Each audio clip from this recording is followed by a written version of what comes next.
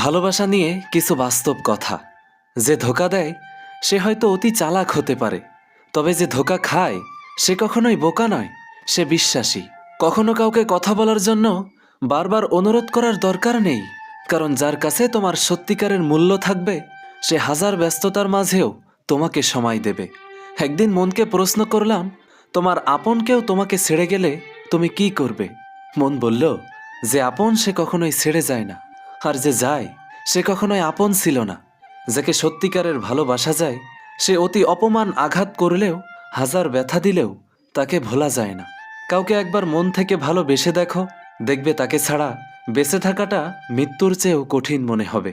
সময়ের সাথে সাথে যদি কোনো সম্পর্ক পাল্টে যায় তাহলে বুঝে নিও সে সম্পর্কে ভালোবাসা নয়, প্রয়োজন ছিল। শ্রীকৃষ্ণ বলেছেন, তুমি যাকে ভালোবাসো সেও তোমাকে ভালোবাসবে, এমন কোনো নিশ্চয়তা নেই। ভালোবাসা কোনো ধন সম্পত্তি বা মোহ নয় যে জোর করেই তাকে পাবে। তবে মন থেকে ভালোবেসে যাও, বাকিটা সময় বলে দেবে। এক বছরে 10টা বন্ধু বানানো কঠিন কোনো কাজ নয়, তবে 10 বছর ধরে একটি বন্ধুত্ব টিকিয়ে রাখা অনেক কঠিন। সম্পর্কটা দুইজনের হলেও যদি কেবলমাত্র একজন সেটা টিকিয়ে রাখার জন্য চেষ্টা করে তবে সে সম্পর্ক আর টেকে না। কারো অবহেলিত ভালোবাসার থেকে জীবনে একা থাকা অনেক ভালো। আচ্ছা, কষ্ট পেলেই কি ভালোবাসা হারিয়ে যায়? কখনোই না।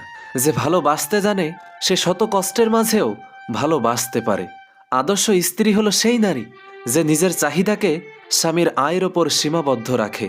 বাবারা কখনোই কাঁদে না, কারণ বাবাদের চোখের জল গায়ের ঘাম হয়ে বেরিয়ে যায়। যতদিন তুমি অন্যের কথা সহ্য করতে পারবে ততদিন তুমি ভালো, প্রতিবাদ করলেই তুমি খারাপ। যদি তুমি গরিব হও তবে তোমার কাছের মানুষগুলো তোমাকে অবহেলা করবে, আর যদি ধনী হও তবে তোমার দূরসম্পর্কের আত্মীয়রাও তোমার খোঁজ নিবে। উদ্দেশ্য ছাড়া কেউ কাছে আসে না, স্বার্থ ছাড়া কেউ ভালোবাসে না। ভালোবাসতে হলে টাকার প্রয়োজন হয় না, শুধু প্রয়োজন হয় একটা ভালো মনের মানুষ। রূপ আর ক্যারিয়ার থাকলে সবার কাছে দামি মানুষ আপনি। যাদের মাথা গরম তাদের মন নরম। তার পিছনে দৌড়িও না যে তোমাকে এড়িয়ে চলে। অর্থলোভী নারী আর নারীলোভী পুরুষ কখনোই সুখী হতে পারে না। মানুষের কাছে প্রত্যাশা রাখি বলেই আমরা দুঃখ বেশি পাই।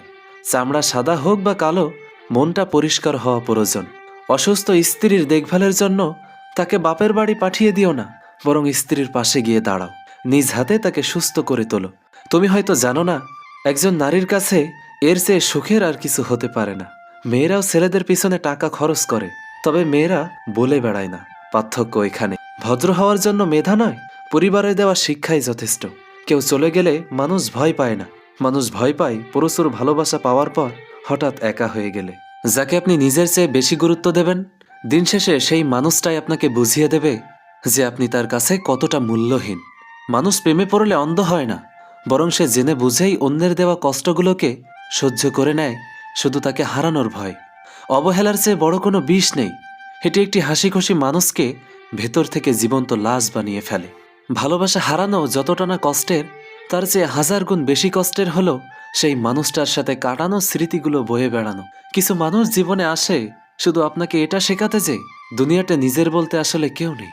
পরিস্থিতি কখনো আলাদা করে না, আলাদা করে মানুষের বদলে যাওয়া মন আর ঠুনকো অজুহাত। সবচেয়ে কঠিন যুদ্ধ হলো নিজের মনের সাথে লড়াই করা। যেখানে আপনি জানেন তাকে পাওয়া সম্ভব নয়, তবুও মন তাকেই চায়।